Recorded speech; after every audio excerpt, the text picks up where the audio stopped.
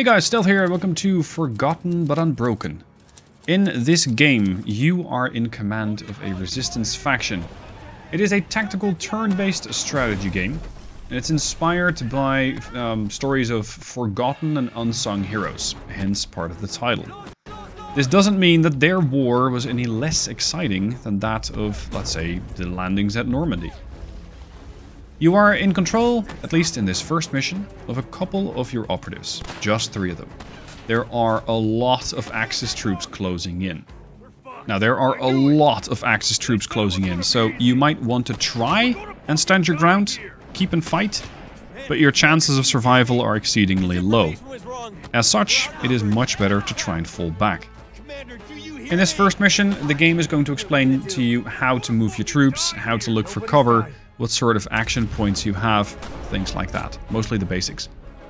The beauty about Forgotten but Unbroken in its current state is that it has a 6-mission demo. That's a lot of missions. Most of the times demos only have 1, maybe 2 missions. This time around they have 6. So that's enough to keep you playing for a couple of hours. The mission as we have it though is going to be one of just evacuation. Run to the exit. The game explains how movement works, how camera controls work, really the basics. Pretty much every turn of this mission you're going to find more Axis troops approaching your position.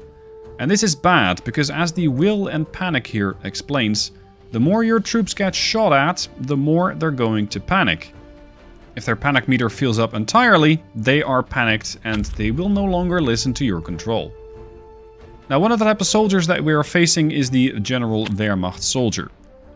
Important to note is that each of the different enemy types that you'll be encountering has a different sort of AI. They have a different behavior. Some troops might do some really weird things, like sitting out in the open. And initially, I thought that this is due to a bit of a stupid AI. But, as the developers explained, it is not due to a stupid AI.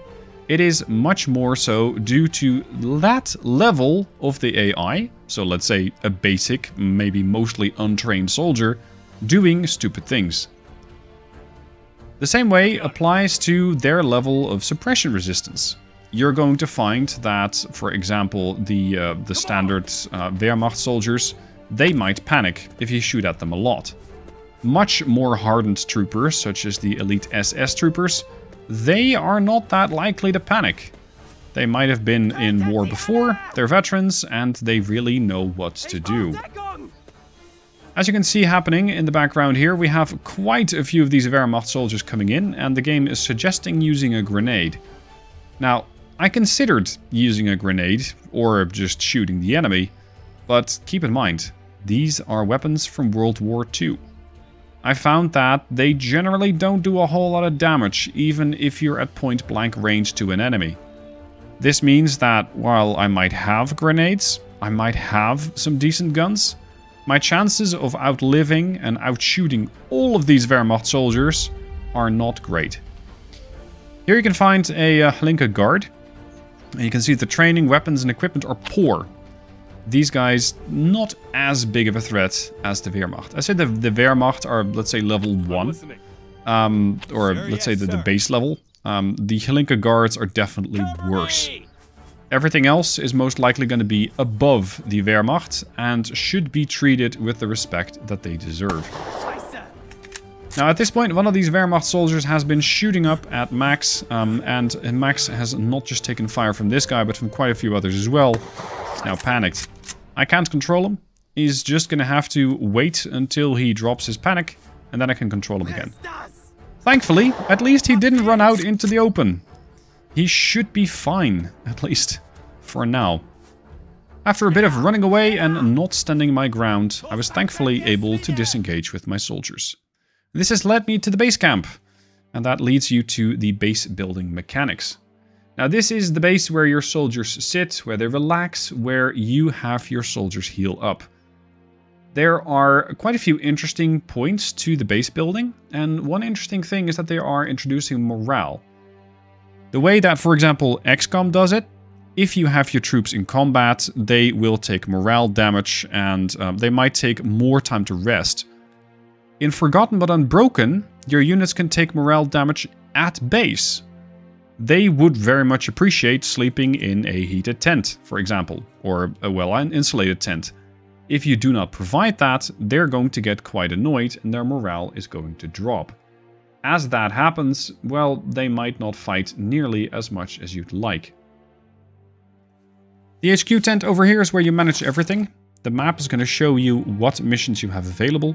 And the recruitment over here is going to show you what soldiers are available for recruiting, as well as managing the perks that your soldiers can pick up, as well as their attributes. Because, for example, things such as their accuracy, their level of shooting, can get improved.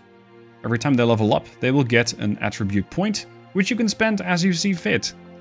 A sniper might benefit more than a general soldier from being able to shoot better. A medic might benefit from getting more mobility. All of these things are up to you. You can build your soldiers exactly as you see fit. The headquarters is also where you can recruit some new soldiers. Most likely you are going to start with the same 3, and you will need more. You're going to have to require a lot more troops because, well, your troops, they're going to go through a bit of attrition. Not all of them might come back from every mission. These soldiers all have their own specialty. For example, Simon over here, he's a sniper. So very accurate, but giving him a grenade or machine gun is not really going to benefit anybody. You also have sappers, much more capable with grenades, much more capable with explosives. And if you have one of them on the mission, they can sometimes even set up mines. But more on that later. Every soldier also has his own maximum hit point and action point level. And this is something that you can increase, again through attributes and sometimes through training. Some soldiers might also pick up perks such as being less likely to attract overwatch fire that the enemy has put up. Now, in the missions that I've done, I haven't ever seen the AI do overwatch, but it is something that they can do. Speaking of missions, we are going for the castle ruins. A friendly guerrilla cell was wiped out by the enemy. There's one survivor, and we're going to try and help him out. So let's get in there and try and deal with the Wehrmacht as well as the paratroopers, the Fallschirmjäger that are out there. Those Fallschirmjäger are excellent quality troops. Better accuracy, better capabilities. So let's see if my squad of 6 guys is going to be enough to stop the onslaught of the German soldiers. As you might imagine, before missions you're able to go through the inventory of your soldiers. You can bring in some stuff from the armory that you think they might need. You can trade weapons between your characters. That's what the trade button says. It's not there to trade with a market. That is a different button altogether. So you can exchange gear if you have some gear that somebody else has. Once you're on the mission, you might encounter this gentleman over here. He's the survivor from the cell. It's Bernard. Bernard is very happy that you're here. I'm so happy, in fact, that he's recruitable. This means you'll be able to get direct control over him. And with that, you don't have to worry about the AI doing some potentially less than optimal things. You can give him orders directly. Now here's that mine placement that I talked about before. If you have a sapper, you can deploy mines. I can deploy 5 of them. Some of these positions are going to be, at least the ones I picked, less than optimal. My thinking is, I'm going to try and block off positions where the enemy is likely to go. So, seeing as the landscape over here has a couple of machine gun nests, that's likely where the enemy is going to come from. These defenses were already prepared. But there are some positions of high cover beyond those bridges. So those are some of the positions that I want to place a landmine at. These landmines are simple proximity mines. Something steps on them, they go boom. It's not much more complicated than that. So you can see me deploying some mines here, but also there, behind that tree. Because I thought that it might be a little bit more difficult to dig out some troops from behind that high cover, if and when they got there. In retrospect, I probably should have just put the mines in front of the bridge, or maybe even farther back, because the position where you're looking at now is where the German troops are going to come from. So the position over there is a bit of a last resort. Now after deploying the mines and positioning my troops, I think I'm in a pretty decent spot to hold out. Keep in mind, I'm facing a mix over here of Wehrmacht soldiers, which are decently tough. And we're later on going to see Fallschirmjäger. So if I'm capable of getting rid of these Wehrmacht soldiers early, that'd be great, so I could focus my full attention on the Wehrmacht. The game has a couple of surprises in store for the Wehrmacht. We have 2 machine gun nests deployed. Now, an interesting mechanic over here is that these machine guns have a sort of a spray and pray mechanic. They are seemingly quite RNG based, although if you're able to put, for example, a machine gunner on them, they do seem to do a little better than with your average soldier. They also allow you to fire them twice per turn. Only twice. After that, they overheat and need time to cool down. So it is possible to have a soldier engage with the machine gun, lay down a wall of lead, and then somebody else takes up the position and gets the machine gun to fire again. And especially if troops are out in the open, that is actually a very nice option to go for. Because you might be able to do a lot more damage with a machine gun spray than with something like a soldier just firing his own weapon at the target. When it comes to accuracy and damage in this game, please keep in mind it is World War II. We're not looking at modern carbines or modern sniper rifles that have extremely good scopes on them, potentially even with night vision capabilities. We're dealing with old World War II gear. Later on, you might be able to find better gear, but right now, for example, this guy over here, he's using a Mauser 98. These weapons currently are at 100%, and they can take some damage the more that you use them. So having an armorer back at base, which is one of your own soldiers, capable of doing some maintenance on your guns, helps keep everything in working order. Now you can see that the Wehrmacht soldiers are definitely putting some pressure, and this guy made the fairly dubious choice of standing in front of the machine gun. And this is potentially one of those AI things that make you go, okay, well, you might not be the brightest of the bunch. And this is most likely something that you will not see the Fallschirmjäger doing. Their AI is different, they're much more adept in combat, and know that it's probably not a great idea to stand in the middle of the fight. You can see that these guys have excellent training, excellent weapons, and excellent equipment. Lovely. Not exactly what I was hoping to find, but here we are. So let's see if Charlie can once again lay down some suppressive fire with a machine gun, and there you go, that's a decent amount of damage. Somebody was brought down to 54 health, one I think even lower, but his tooltip is hiding behind the other one. So now I can get Charlie away from the machine gun. Unfortunately I couldn't quite get him to high cover, but I should have moved Olwyn away from his current position. Olwyn is now going to take a position at the machine gun. He can holster his own weapon, he can lay down some more suppressive fire, and I can damage them again. Now, this is not a mechanic that you can exploit. It's not like you can fire 5 times in a row. You can only do this twice per turn. You can also boost the efficacy chances of, your hit chances by right-clicking as you're aiming. So initially my aim chance with the soldier, with the sniper there was 22%. And twice right-clicking improved his aim at the expense of action points to 42%. Now let's see if I can hose down that Wehrmacht soldier who decided to go out in the open. And yep, decent damage. In this mission you really need these machine guns. Otherwise you simply don't seem to have the DPS that you need.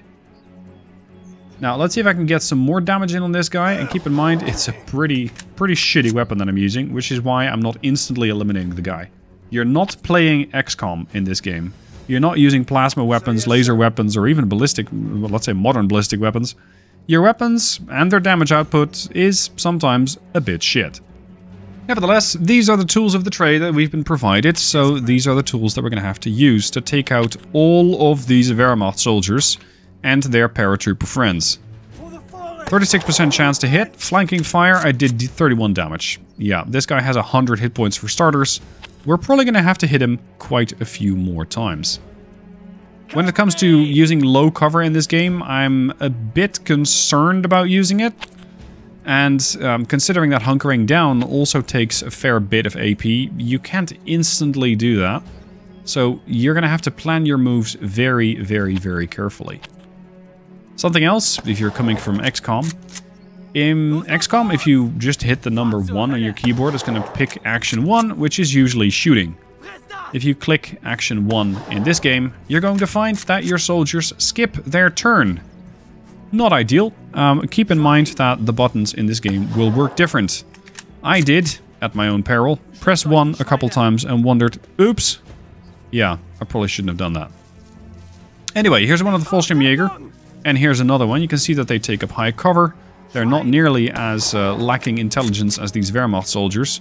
And on top of that, they also got good gear. So these guys, very capable of trying to rush my position with their, I think, MP40s. And yeah, that's going to be potentially problematic.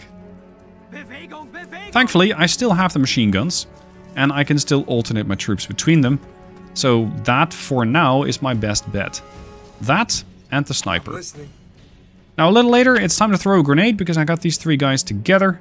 This way I can damage them somewhat, but keep in mind even the grenades aren't that spectacular in this era.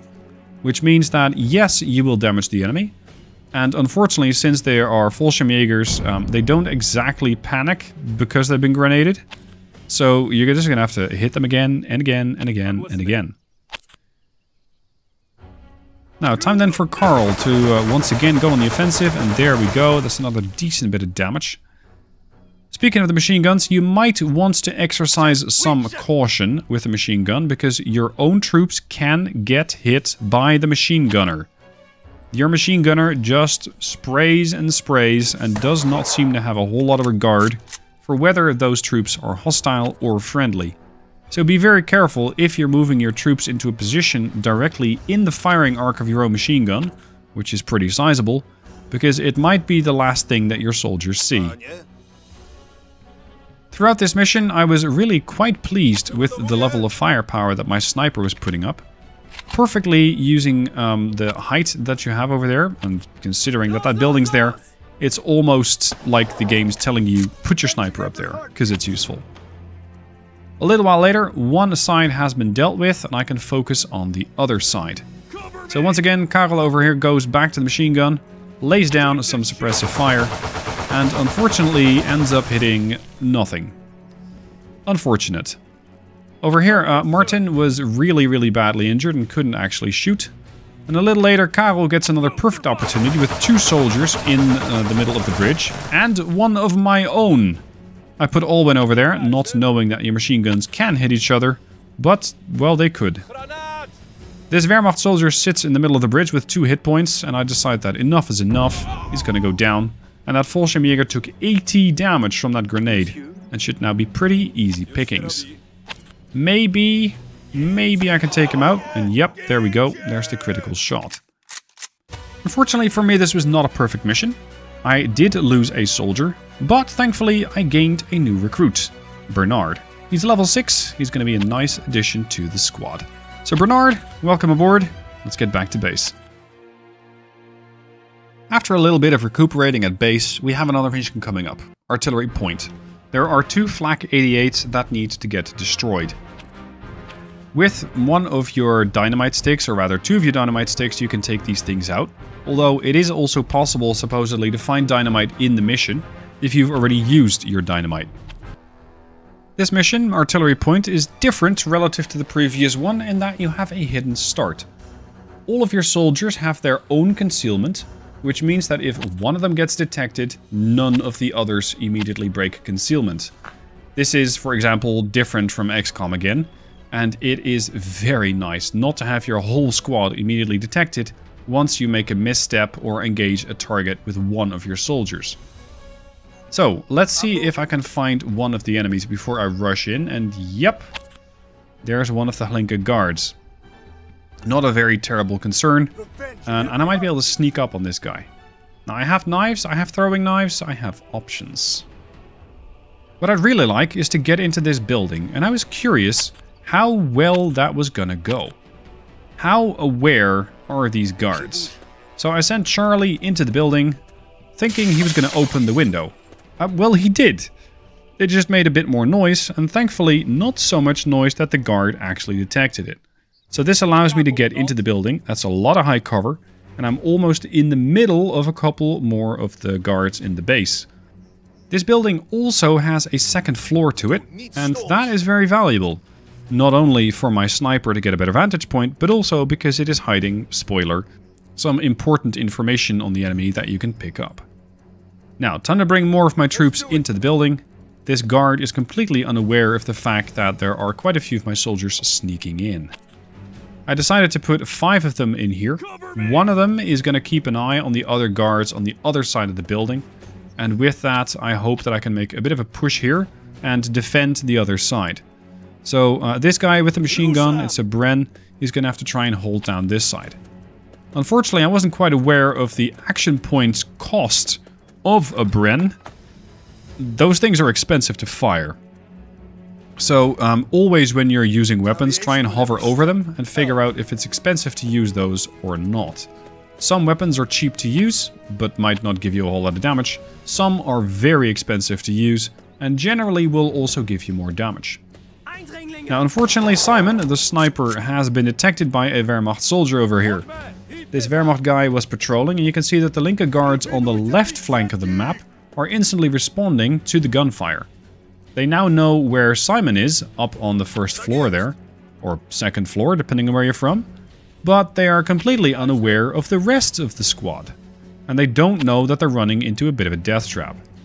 I should have exploited that, but instead I get a little overzealous over here with Alwyn, and unfortunately his SMG completely fails me. Simon is able to get a shot off, and of course that is a very nice 100% chance to hit. So I'll gladly take that with the sniper.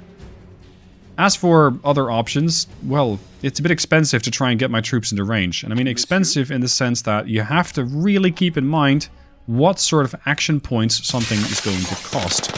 How many points is it going to cost?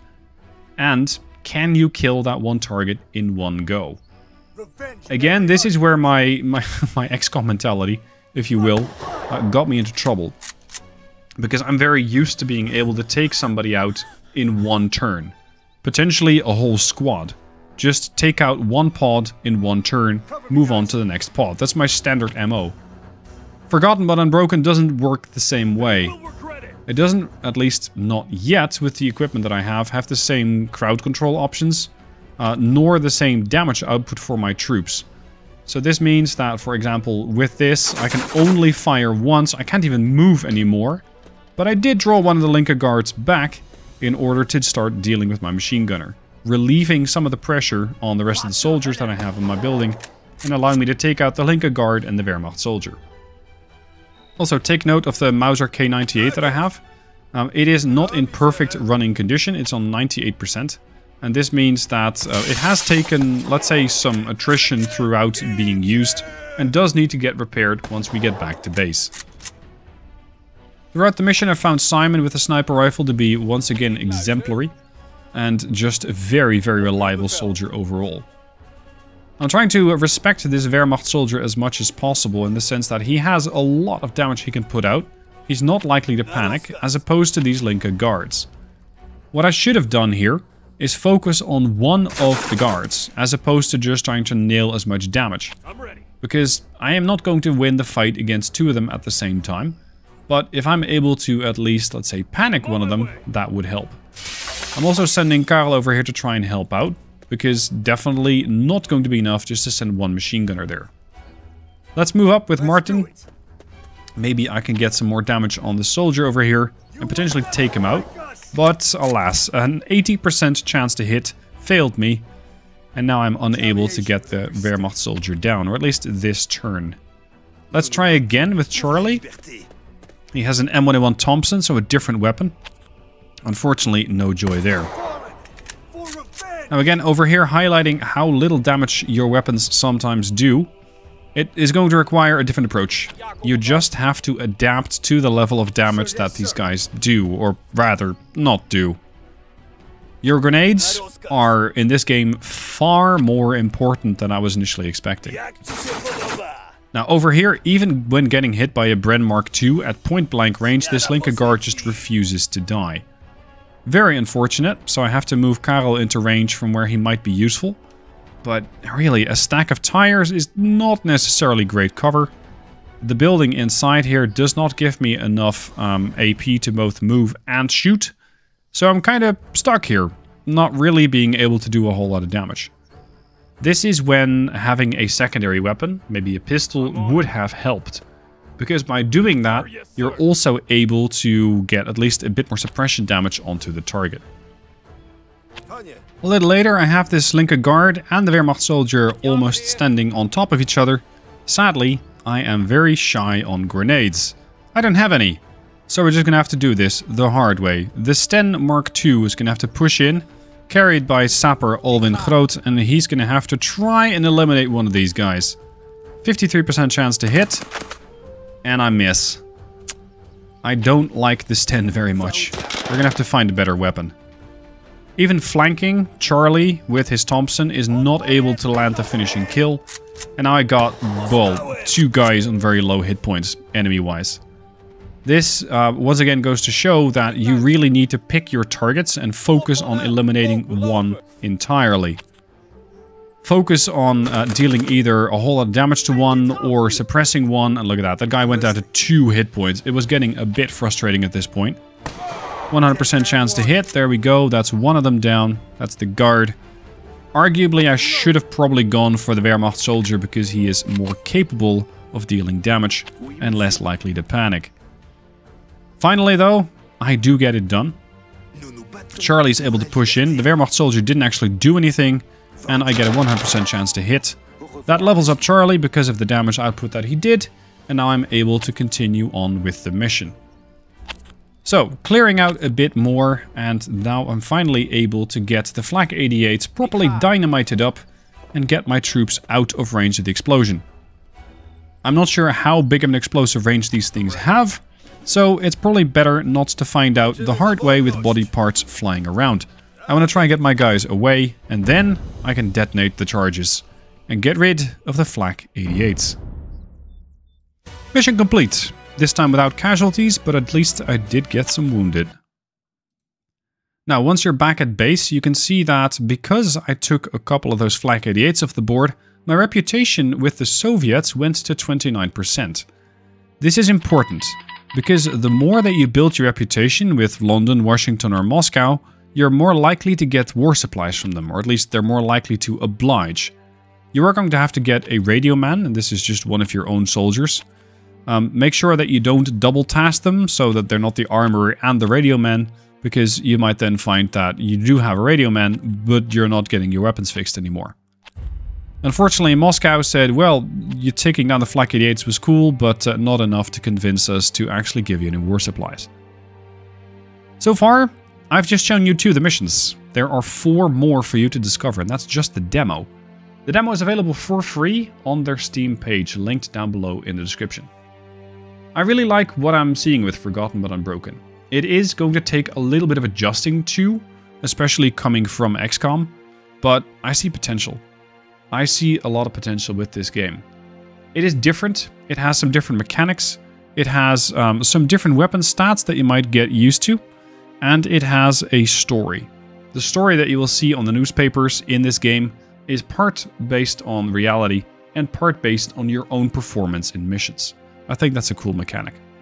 So, if you are interested, check it out. Download Forgotten but Unbroken, the demo, down below. And let me know what your thoughts are down below in the comment section. Thank you for watching, hope you were entertained, and I'll see you soon for more videos.